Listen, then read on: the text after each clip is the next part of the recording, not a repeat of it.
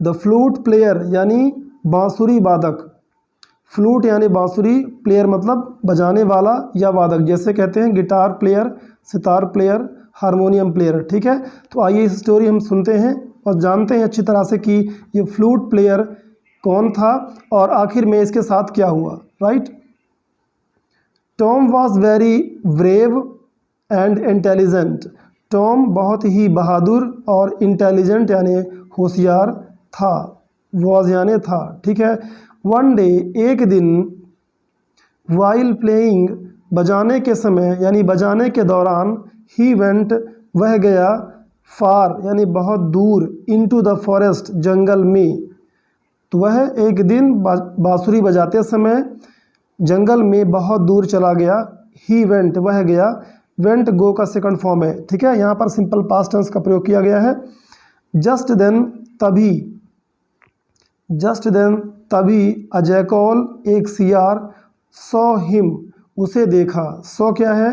सी का second form. Saw means देखा, him यानी उसे। तो एक जैकॉल ने, एक सियार ने उसको देखा। ही डिसाइडेड उसने डिसाइड किया, उसने निर्णय लिया, टू ईट द बॉय उस लड़के को खाने के लिए, and came in his way और उसके रास्ते में आ गया। केम यानी आया, इन हिज वे उसके मार्ग में। क्लियर है? चलिए आगे बढ़ते हैं। नेक्स्ट है व्हेन टॉम सॉ जब टॉम ने देखा। सॉ सी का सेकंड फॉर्म। राइट, अभी मैंने बताया दैट कि he had no way to save himself. He had no way मतलब कि उसके पास कोई भी रास्ता नहीं था, कोई तरीका नहीं था। ही हैड नो वे। ठीक है, हैड मतलब होता है कोई चीज़ थी पास्ट में, तो ही हैड नो वे उसके पास कोई भी तरीका नहीं था, कोई भी रास्ता नहीं था।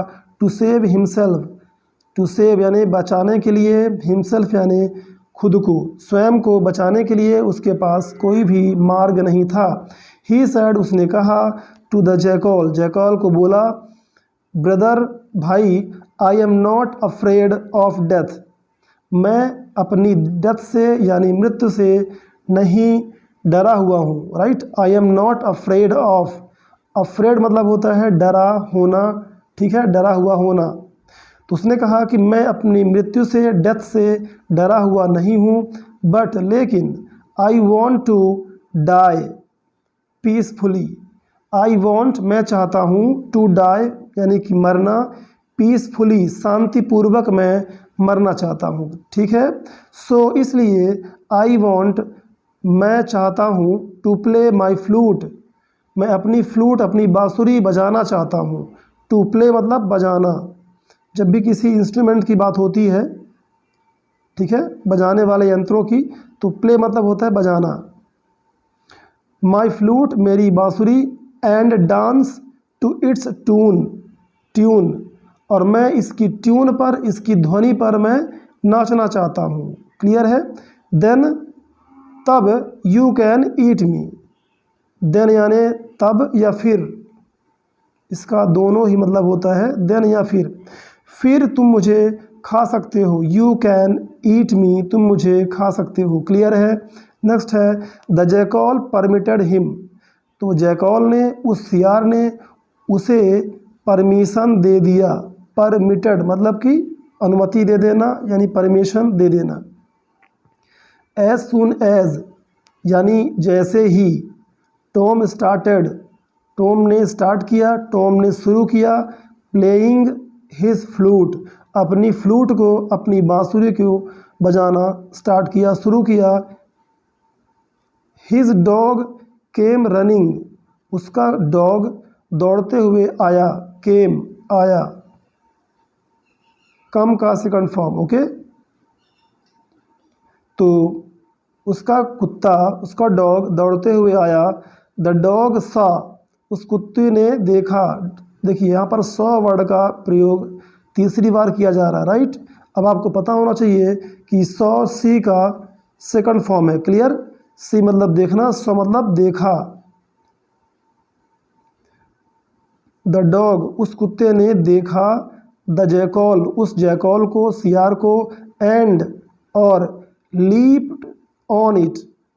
देखिए लीप मतलब होता है उछलना या कूदना या किसी पर झपटना, ठीक है। ऑन मतलब होता है पर, इट यानी इस पर या इसे, यानी कि जो जैकॉल था उसकी बात हो रही है। इट का प्रयोग हम ज़्यादातर जानवरों के लिए करते हैं, कोई एनिमल्स हैं या कोई थिंग्स है जब उसे हम कहना चाहते हैं कि यह है या इसे, तो हम इट का प्रयोग करते हैं, ठीक है। तो लीप्ड ऑन इट, तो लीप का थर्ड फॉर्म है जिसका मतलब होता है झपटना या किसी पर कूद पड़ना, ठीक है।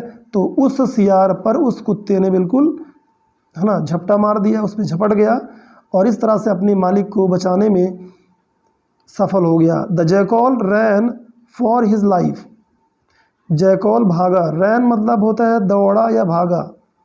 रन का होता है सेकंड फॉर्म, रन मतलब दौड़ना या भागना।